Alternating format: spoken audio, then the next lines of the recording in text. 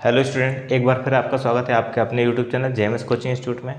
हम कक्षा 12 physics Hindi medium syllabus कर रहे हैं, जिसमें हमारे इकाई 2 चल रही है, धारा विद्युत। उसमें हम सेलों को पढ़ रहे हैं। तो सेलों का हमने पिछली क्लास में सेलों का श्रेणी क्रम संयोजन पढ़ा था। आज की क्लास में हम पढ़ेंगे सेलों का समांतर क्रम संयोजन किस तरह से होता है और ये लाभप्रद क्या होगा। ये इस तरह से क्वेश्चन पूछा जाएगा। किस तरह से पूछा जाएगा क्वेश्चन कि सेलों का समांतर क्रम संयोजन, या उसी को हम बोलते हैं पार्श्व क्रम संयोजन। समांतर क्रम को क्या बोलते हैं? पार्श्व क्रम संयोजन भी बोलते हैं। ठीक है, संयोजन किस तरह से होता है और इसमें बहने वाली धारा का व्यंजक ज्ञात कीजिए जैसे पूछा जाएगा, और ये कब लाभप्रद होगा ये भी पूछा जाएगा। ठीक है, तो 2-3 तरह से आपका क्वेश्चन बन सकता है ना। तो सारी चीज़ें हमने बताई अभी। अब देखें आप किस तरह से हम सोल्व करेंगे। तो देखो चित्र कैसे बनेगा, पहले सबसे पहले वो देखो।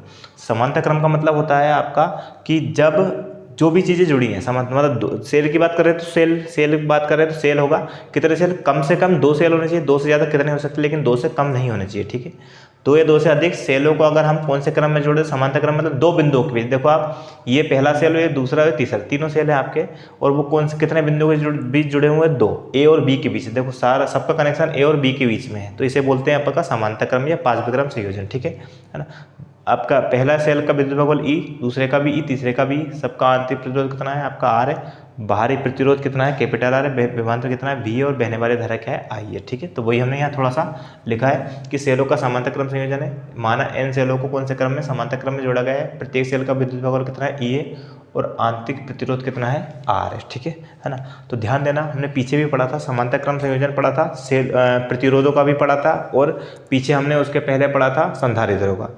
प्रतिरोधों का जब समांतर क्रम संयोजन पड़ा था, उसमें हमने देखा था कि क्या चेंज नहीं होता है? धारा चेंज होती है, लेकिन क्या चेंज नहीं होता? विभवांतर चेंज नहीं होता है। वही विभवांतर यहाँ के आपका विद्युत भागबल है। तो कितने सेल जोड़ दे, विद्युत भागबल सेम रहता है, चाहे कितने से ही सेल जोड़ दे। ठीक है, तो देखें आप किस तरह से हम सोल्व करेंगे आगे। चूंकि पहले किसकी बात करें? एक सेल की। एक सेल का विद्युत भागबल, एक सेल का विद्युत वाहक बल कितना है? ई। कितना है? ई। एक सेल का विद्युत भार कितना है? ई। इसलिए कितने सेल जुड़े हैं इसमें? N cell. कितने सेल जुड़े हैं? एन। इसलिए एन सेलों का विद्युत वाहक बल। तो श्रेणी क्रम में जितने सेल जुड़े होते हैं उतना विद्युत भाग बल उतना गुना बढ़ता जाता है, लेकिन समांतर क्रम में जो एक सेल का विद्युत भाग बल रहेगा वही सारे सेलों का विद्युत भाग बल रहेगा। तो एन सेलों का विद्युत भाग बल कितना होगा? ई ही रहेगा। कितना रहेगा? ई ही रहेगा। ठीक है, चेंज नहीं होगा। अब बात करते हैं, चूंकि एक सेल का आंतरिक प्रतिरोध, एक सेल का आंतरिक प्रतिरोध, एक सेल का आंतरिक प्रतिरोध कितना है? Small R. तो एन सेलों का, इसलिए कितने सेलों का? एन सेलों का आंतरिक प्रतिरोध। ठीक है, तो देखो एन सेलों का किस तरह से निकालना, थोड़ा ध्यान देना। उसको हमने मान लिया 1/, देखो क्या मान लिया? 1/r डैश, क्योंकि हमने प्रतिरोध का श्रेणी क्रम से समांतर क्रम संयोजन पढ़ा था। उसमें फॉर्मूला आपका आया था 1/r बराबर 1/r1 plus 1/r2 plus 1/r3, मतलब जितने प्रतिरोध होते हैं उसको प्लस में और आपका अपोजिट करके जोड़ते जाते हैं। ठीक है, तो पहले सेल का आंतरिक प्रतिरोध कितना है? 1/r। दूसरे का भी कितना है? 1/r। तीसरे का भी कितना है? 1/r। इस तरह से आपका चलता आएगा कहाँ तक? n तक। ठीक है, लास्ट में कितना हो जाएगा? n/r। कितना हो जाएगा? n/r। तो ये आपका चलता जा रहा है। तो इस तरह से आपका चलता आ रहा है, तो इसको हम लिख सकते हैं 1/r डैश बराबर, ये एक इस तरह से चलता आएगा, तो ये लास्ट में क्या हो जाएगा? 1, फिर 2, फिर 3, मतलब जितने सेल बढ़ते जा रहे हैं नंबरिंग में। ठीक है, तो उसको क्या लिख सकते हैं? n/r। ये कहाँ से आया? जब प्रतिरोधों का श्रेणी क्रम संयोजन पड़ा था, तो आपने देखना उसका आंसर में था आपका 1/r बराबर 1/r1 plus 1/r2 plus 1/r3। तो श्रेणी क्रम में आंसर यही आता है, तो वही आप उसी से आपका आगे बढ़ेगा। ठीक है, तो ये इसके प्रतिरोध को हमने 1/r डैश मान लिया बराबर 1/r plus 1/r plus 1/r चलता जाएगा। ठीक है, समांतर क्रम की बात कर रहा हूँ। अब हमें इस r डैश का मान निकालना है, तो r डैश बराबर ये पलटेगा तो ये भी पलट जाएगा। कितना हो जाएगा आपका? r/n हो जाएगा। कितना हो जाएगा? r/n। इस तरह से हो जाएगा आपका। ठीक है, इतना हो गया। अब आगे देखें आप, इसको हम यहाँ कर देते ताकि आपको उधर लिखने में आसानी रहे। ठीक है, प्रतिरोध है ना। देखें आप, 1/r डैश बराबर 1/r प्लस 1/r प्लस चलता जाएगा। ठीक है, तो 1/r डैश बराबर कितना हो जाएगा? n/r। या आर डैश का मान निकालेंगे, अगर इसको पलटा है तो ये पलट जाएगा, कितना हो जाएगा आपका R/N। ये हो गया N सेलों का आंतरिक प्रतिरोध। ठीक है, अब चूंकि बाहरी प्रतिरोध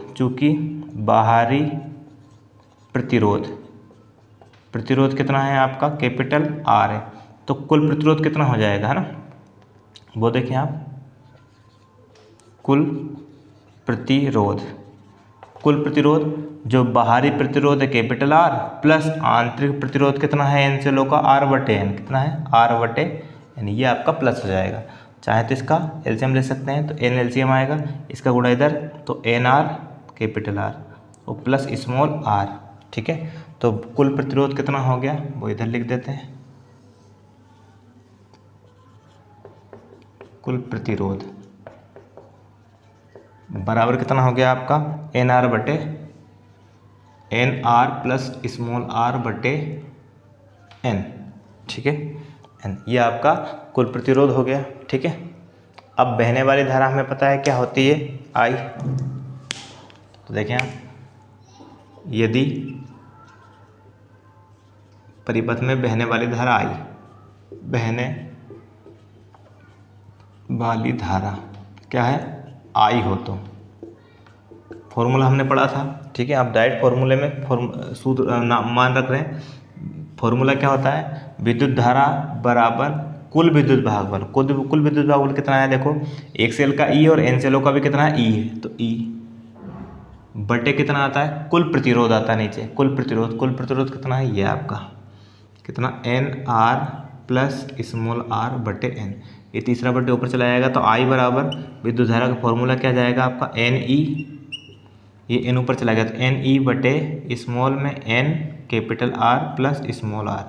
ये आपका बहने वाली धारा का व्यंजक आ गया। क्या आ गया आपका, परिपथ में बहने वाली धारा का व्यंजक आ गया। ठीक है, अब हमसे पूछा जाएगा कि लाभप्रद कब होगा। ठीक है, तो इसको हम क्या बना लेते हैं, समीकरण 1 बना लेते हैं। ये तो बहने वाली धारा का व्यंजक आ गया। दो स्थितियाँ होती है, कौन कौन सी आपको पता है। ठीक है, पिछले क्वेश्चन में बताया था आपको, जो लास्ट क्लास हुई थी उसमें, है ना। स्थिति फर्स्ट क्या है आपकी, है ना, यदि क्या स्मॉल r छोटा हो कैपिटल R से, ये स्थिति थी। ठीक है, तो जो छोटा होता है उसको वो क्या हो जाता है, 0। तो समीकरण कौन से लिखते हैं, समीकरण 1 से। समीकरण 1 में हम स्मॉल r का मान रख देंगे, है ना। तो देखिए कैसे रखें, समीकरण 1 में यहाँ स्मॉल r का मान कितना, 0 रख देते हैं। तो I बराबर कितना हो गया, NE बटे N capital R plus R का मान 0 स्मॉल r का।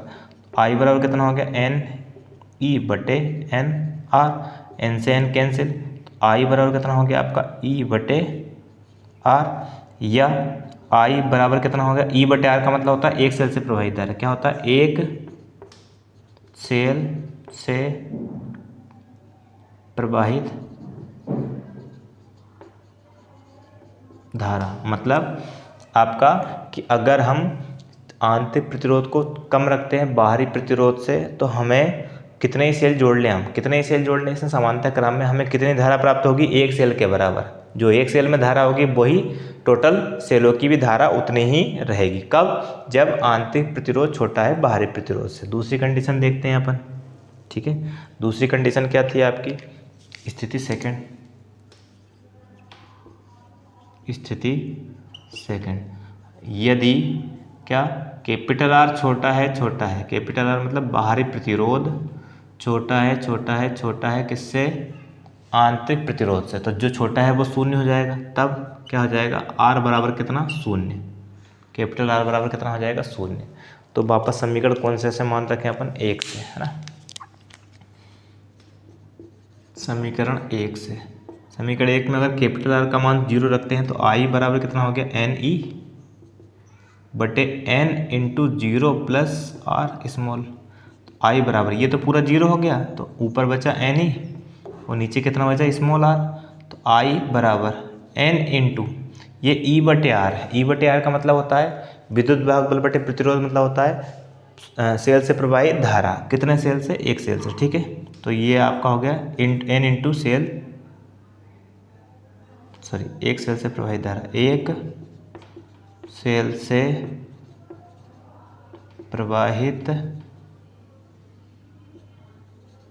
धारा। ठीक है, अब यह आ गया, इसका मतलब है ठीक है कि देखो आप यहाँ पर धारा, कितनी धारा मिल रही है हमें पूरे परिपथ से, जितने एक सेल में धारा हुई वही धारा पूरे परिपथ से मिलेगी। लेकिन अगर बाहरी प्रतिरोध आंतरिक प्रतिरोध से छोटा हो जाता है तो हमें कितनी धारा प्राप्त होगी, n इंटू एक सेल से प्रवाहित धारा। n मतलब अगर एक सेल होगा तो एक सेल से ज़्यादा तो होते ही है, 2 सेल होंगे तो दुगनी धारा प्राप्त होगी, 3 सेल होंगे तो 3 गुनी, मतलब जितने सेल जोड़ते आएंगे उतनी धारा अपने को बढ़ती जाएगी। कब, जब बाहरी प्रतिरोध छोटा हो किससे, आंतरिक प्रतिरोध से। तो हम लिख सकते हैं यहाँ कंडीशन आपसे पूछा भी है, कब लाभप्रद होगा।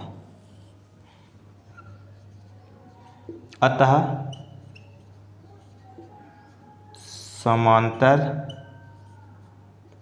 क्रम संयोजन जब लाभप्रद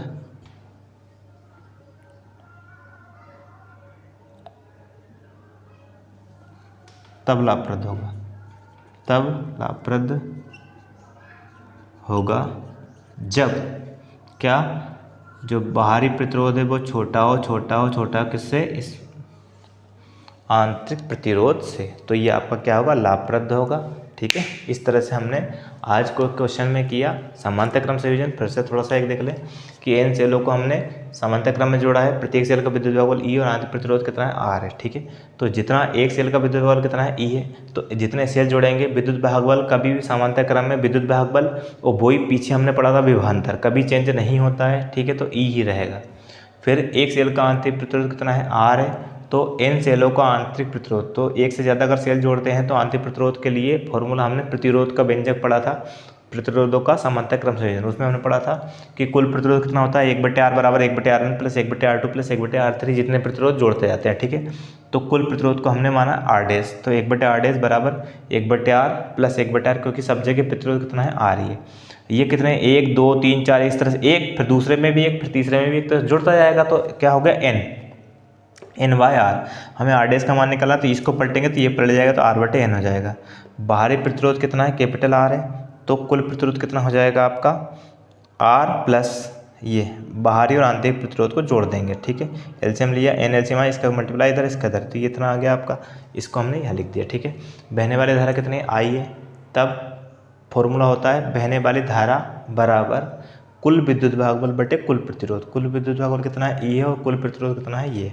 तीसरा बटे ऊपर चला गया, ये आ गया इक्वेशन फर्स्ट। ये तो समांतर क्रम में परिपथ में बहने वाली धारा का व्यंजक हो गया। अब हमें लाभप्रद बताना है, तो हमने पहले लिखा कि जो आंतरिक प्रतिरोध इसमें जुड़ा है वो बाहरी प्रतिरोध से बहुत छोटा है, तब क्या हो जाएगा, R 0 हो जाएगा, जो छोटा है वो 0 हो जाएगा।